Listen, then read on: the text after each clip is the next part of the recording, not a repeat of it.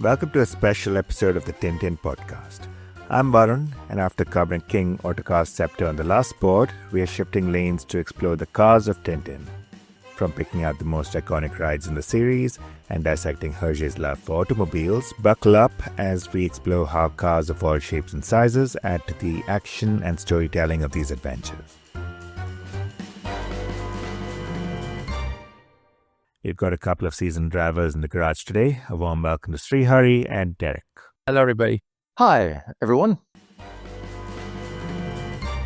So I was wondering how I can turn the ignition on in this episode, and I figured we can start off with a little nod to a question often perched on a classic motoring show. Let's start with you, Srihari. What was the first car you drove? First car I drove, I have to go back to driving school. It was a Nissan Sunny.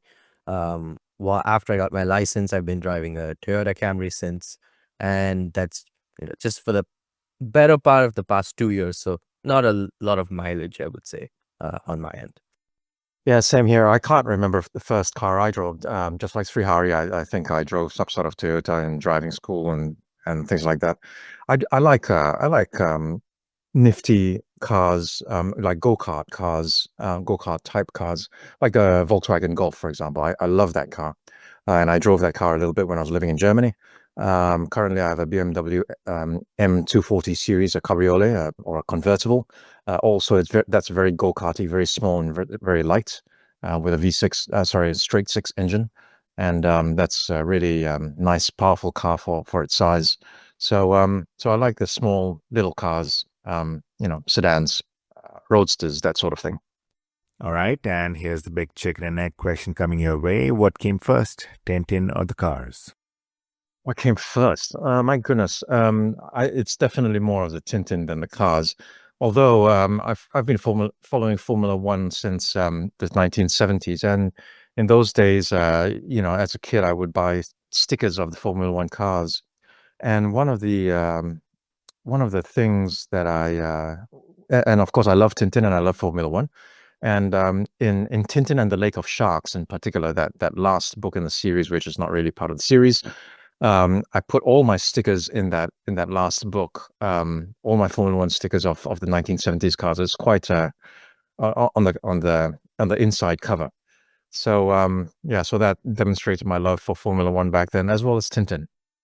And Srihari, we know cars show up all the time in Tintin.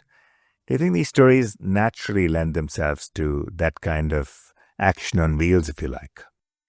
Well, in some of the iconic ones, yes. One that comes to mind is, the calculus affair where Tintin, Harry and Snowy almost get hit. I think it's by this Italian, who then asks them to hop on board so that they can chase the kidnappers of Professor Calculus. That one comes to mind because that was an extensive one in my mind. Then, of course, Land of Black Gold involving Mul Pacha or Muller. And I don't know if he was called Mul Pacha or like he was going under that alias in that adventure. But yeah, these are some of the iconic sequences involving cars that I remember. Of course, not a sequence particularly, but yeah, when they head for Tintin, Haddock, Snowy, they head for Sproge, initially Clow in Destination Moon, and Professor Calculus driving that Jeep in Destination Moon when he's enraged by Captain Haddock calling him or likening him to a goat, and towards the end he reveals that he probably should try getting a driver's license once they get to the actual site where the moon rocket's being constructed. So yeah, these are some memorable sequences for me. Derek? Well, Hergé definitely loved his cars, and he did have so many cars across the Tintin series. I think I counted 200 different cars across 60 different makes, more or less, and that's not all of it. I'm pretty sure if you really did a detailed count, you'd probably come up with between maybe close to 70 different makes and maybe 230 different cars. So it's quite significant, actually. And Hergé himself owned quite a lot of different cars. I think apparently throughout his lifetime he owned 17 different cars, and of these 17 cars, 4 of them made it into the series. So Hergé painted drew 4 of his cars into the series. Well, I think if you look at the times when Tintin was created between the 1920s and 1970, perhaps, that was the time whereby there was the industrialization of trains and cars and buses and planes and everything else. So certainly as it got more and more advanced, as Tintin aged through the decades, you can see more and more prevalence of the cars throughout the book. And as Srihari mentioned, especially in the Calculus Affair, which I think was the epitome of all of the cars, you had lots and lots of cars across all of his books, and I think it does lend itself to the to the decade of the 20th century, or to the decades of the 20th century, whereby cars became a bigger and bigger part of people's lives. And of course, Hergé loved all of the car chases. And again, to Srihari's point, there was the massive car chase in the Calculus Affair, whereby and that car chase itself, I looked at the book. It lasted 3.5 pages, 3.5 pages of a car chase. Can't believe it. Whereby he ran through the marketplace, he got stopped by a policeman, and drove another car off the road, and all sorts of things that happened in that car chase. But yes, it certainly does lend itself to Tintin. Although I think maybe he spent a bit too much time on car chases.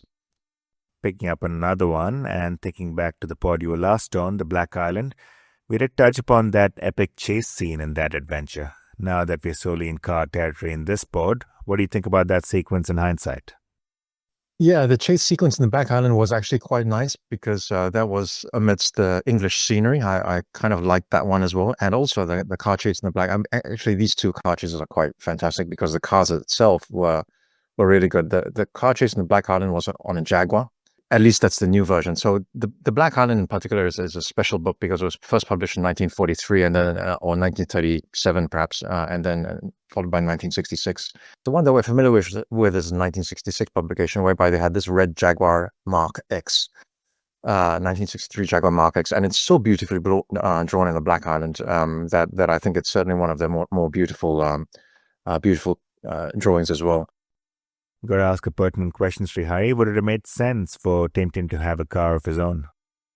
Well, considering the nature of the adventures, where not all of them are set in one location, I don't know if it makes too much sense, logistically speaking.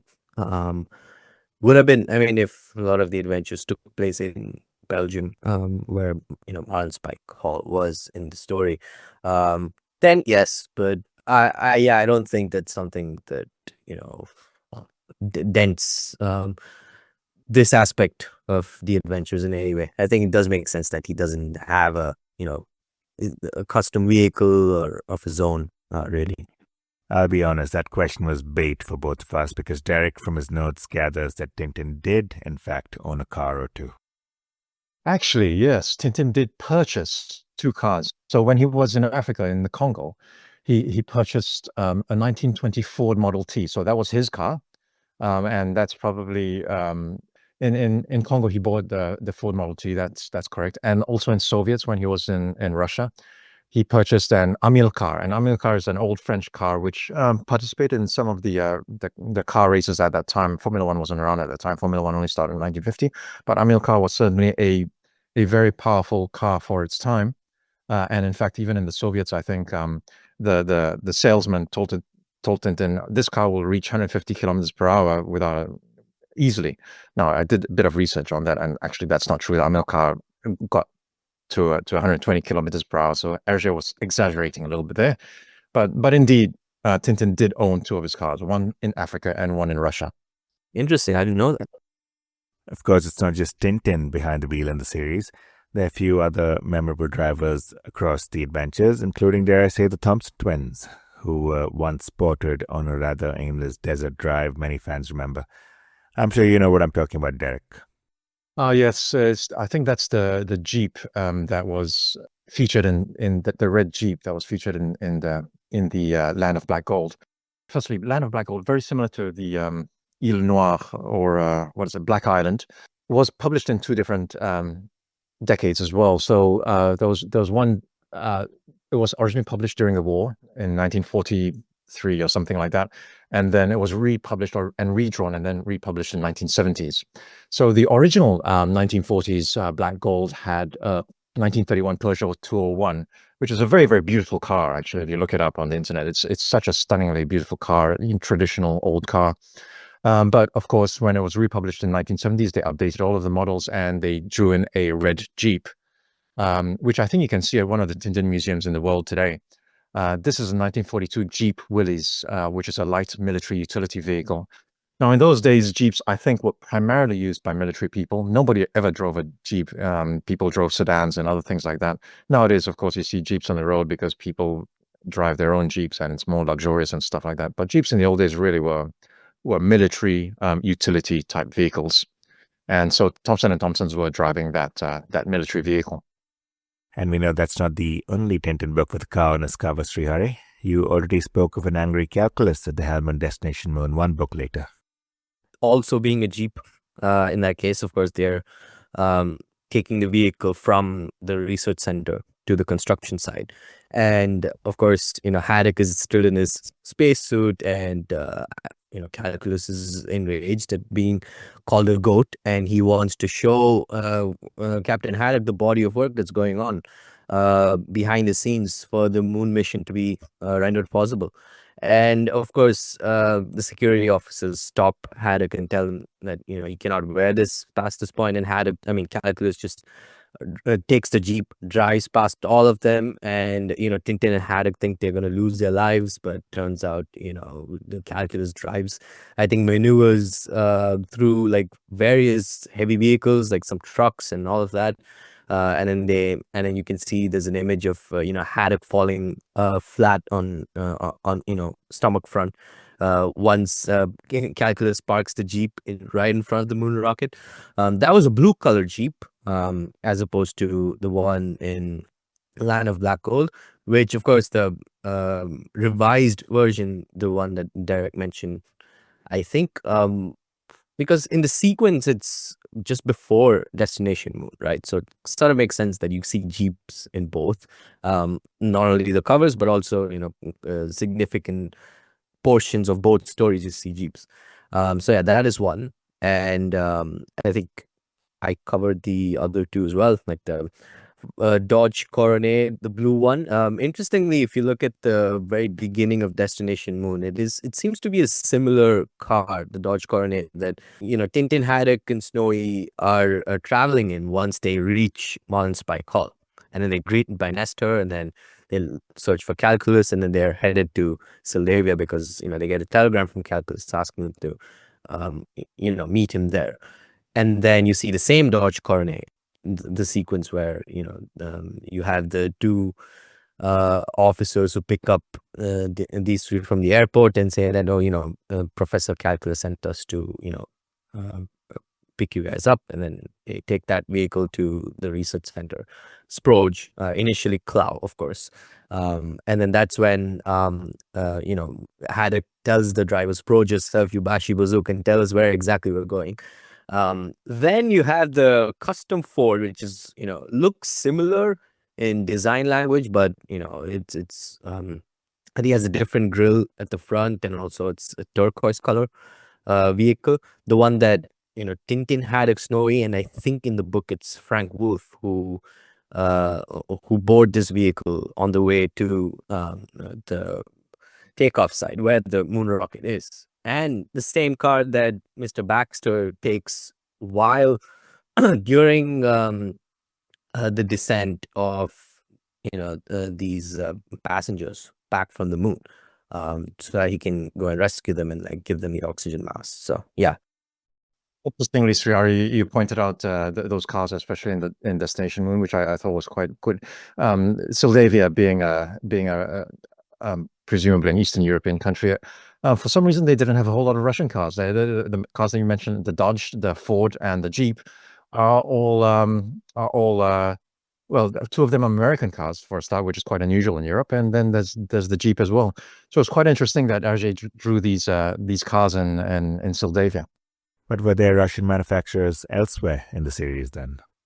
Russian manufacturers, for example, in Tintin and the Picaros, there were some cars that had a Bordurian make. They had a curvy tash or a curvy mustache in front of them, if you might recall. There was one in particular whereby Captain Haddock joined Tintin when Tintin went down to what's that country called? Can't remember. San Theodore. San Theodore, exactly, yes. And Captain Haddock was driven from the airport to the hotel in a big, beautiful black limousine, accompanied by motorcyclists and policemen and stuff like that. And that was a Bordurian limousine. And that was apparently inspired by a 1972 Soviet ZIL 114. I think that was one of them. I think that was the only one that I'm aware of. That's not the only Russian car there is, but there are others. But I don't have it at the top of my head, I'm afraid. And given that Tintin ran over so many years, we see cars from all sorts of eras pop up. Do you think Hergé kept pace with the changing times, even though the books weren't really about the cars themselves? In other words, how many marks will you give him for accuracy? Okay, sure. Probably more than 200 different cars across 60 makes through the series. So that's a hell of a lot of drawing of cars. As a kid, I used to draw planes and tanks and stuff like that as well, and sometimes cars, mainly tanks and planes. And it takes quite a while to draw a tank or a car in a lot of detail. And you can just imagine, when I look through Hergé's comics, he really put in a lot of effort to draw these cars.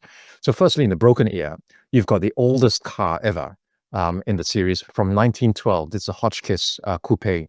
As you might remember, Tintin was almost run over by a car, and somebody got the number plate, and he went to search down the number plate, and then he got to a bunch of old men with long white beards getting into a very, very old car. That old car was from 1912, so that's quite impressive that he got that. And then the most modern car was actually a Soviet car as well. It's a 1976 Moskvich Soviet car, and fittingly, it appeared in the last of the series, the Picaros, and it's not even fully displayed actually. When the bus of revelers rolled into town in the big bus of that Tintin was on, and there was a car following closely behind them in the big panel. It was a green 1976 Moskvich. So certainly there was a little bit of it did take us through the decades, but perhaps some of the oldest car that our generation is most familiar with is the Ford Model T, which was manufactured in 1920. Tintin, as I said, bought it when he was in the Congo, and certainly that was probably the first mass manufactured car that made it into the Tintin series, and certainly it's good that it was there. There was a Cadillac which belonged to Bianca Castafiore. I'm not sure which adventure that shows up in. Was it the same adventure, Cigars? I think you might be referring to King Ottokar's scepter there. Autocar Scepter, right, yeah. When the Castafiore, I think Tintin hitches a ride on, so that's Autocar Scepter, my bad. I just get confused as to which adventure. Another iconic 20th century car I can remember is the Volkswagen Beetle. Was that featured anywhere? The Volkswagen Beetle did actually make it into the comics in Tintin and the Calculus Affair. So I've got Tintin and Calculus Affair in front of me right now, and on page 20 of the book, where they are indeed involved in another high-speed car chase, Tintin and Captain Haddock are sitting in a black Citroën and 5CV, I think. Oh no, they were in a taxi, and a black Citroën overtook them and pushed them into the lake.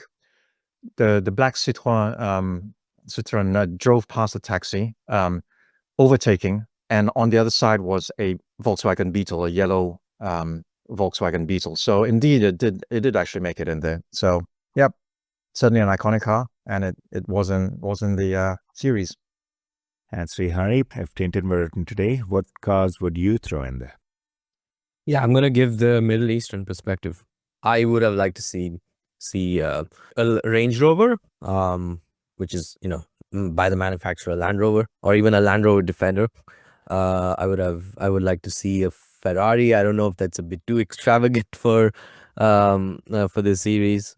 Ideally an F430 or a 599 GTB Fiorano, or even a Toyota Crown, which is a luxury vehicle.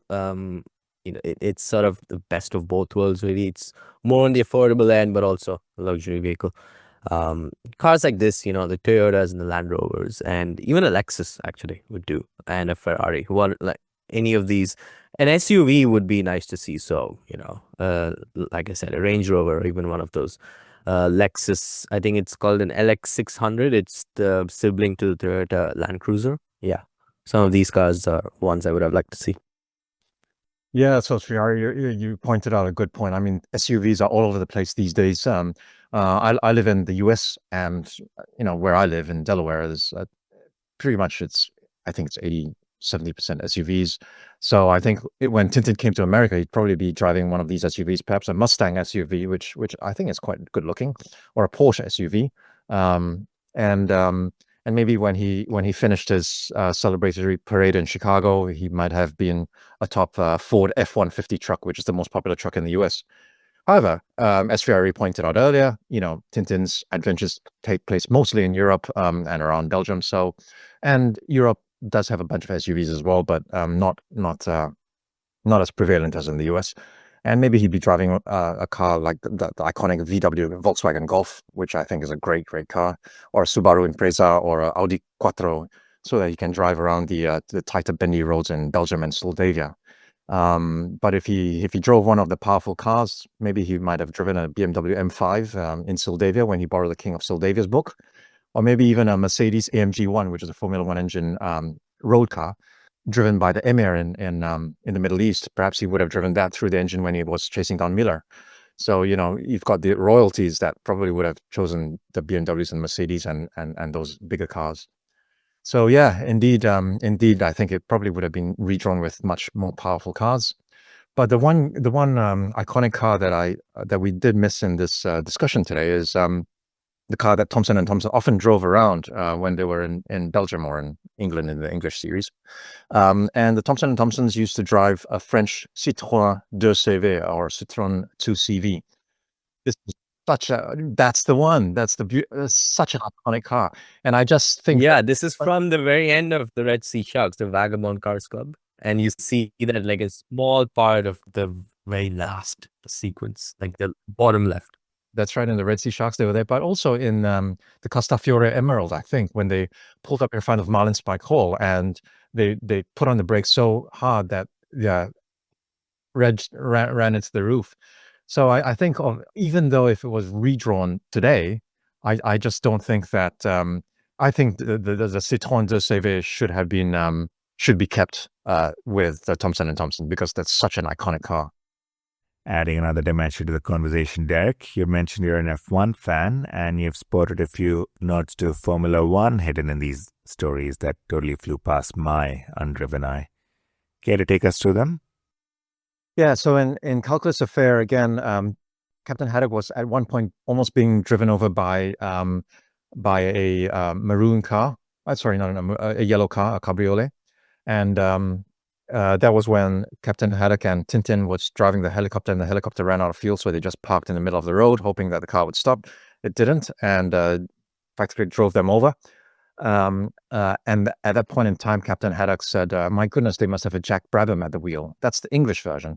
So Jack Brabham was a Formula One champion between 1959 and 1966, an Australian driver. And that was pretty cool that he was mentioned.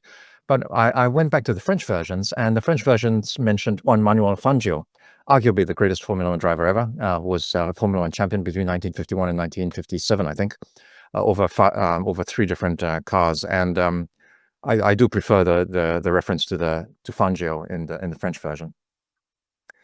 And there's also another tenuous reference to a Formula One driver in the name of Snowy, Tintin's terrier. Now, Snowy in French was called Milou, and there was actually a French-Belgian racing driver in the 50s called André Milou, whose father was René Milou, and René Milou was a motorcycle driver, a racing motorcycle driver, and René was apparently a friend of Hergé.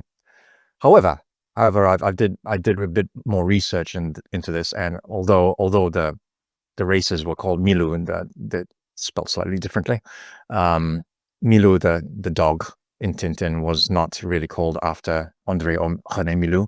it was actually called after Hergé's girlfriend at the time, called Marie-Louise, and it's short for Marie-Louise. So I thought there was a Formula One reference there, but I was wrong.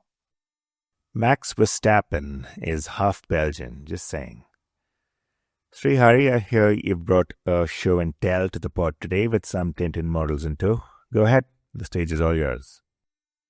This is the Dodge Coronet from Destination Moon, which interestingly, if you were to look at the first page of Destination Moon, you will see this rear view of this vehicle while Tintin, Haddock, and Snowy are returning to Marlinspike. So it's interesting that they show this exact same car in Sildavia once they land and once they're picked up and to be taken to Sproge to meet Professor Calculus. And I don't know if you can see any of this properly. You see Haddock arguing with the driver. That's exactly from the scene where he says, Sproges have Bashi Bazook, when the driver goes past Clow and says, no, Professor Calculus is not in Clow anymore. He's moved. And Haddock is enraged and he is arguing with the driver. That's a fine bit of detail, that's been captured here. The other one, of course, is the Citroën that Thompsons drive that you see towards the very end of the Red Sea Sharks, where Jolyon Wang, was it Jolyon Wang? Jolyon Wang, yeah. Tells Captain Haddock, here's the Vagabond Cars Club, and at the left bottom you will see this Citroën and the same posture taken by the Thompsons, where they're seemingly pushing or just holding on to the Citroën here. So yeah, that's it for now, and it's still a growing collection, of course. So yeah, just wanted to show it to everybody. And Derek, I know you've got one last nugget to share before we wrap up. Just a quick note for any future listeners, though. We are recording this pod back in the balmy days of 2025. Well, for those who are interested in the cars of Tintin, apparently there is an exhibition this year that goes on until probably towards the end of the year near the town of Mulhouse in France, which is close to Basel, close to the Swiss border of Basel, and where Basel is. So you're flying into Basel, pop over to France, and there's a town called Mulhouse there. And there's an ongoing exhibition of Tintin cars till November this year. And it's held at the National Museum of Cars in France, or the Musée National de l'Automobile. They've got some real life models of some of the cars that featured in the Tintin books. And that's a wrap on our special episode exploring the cars of Tintin. From daring getaways to real-world inspiration from the time, Hergé's love for automobiles is on full display throughout the series. Next up, we're setting sail on a brand new adventure with the crab with the golden claws, where Tintin stumbles upon a smuggling ring and meets a certain sea captain who may not drive a car but will change his journey forever.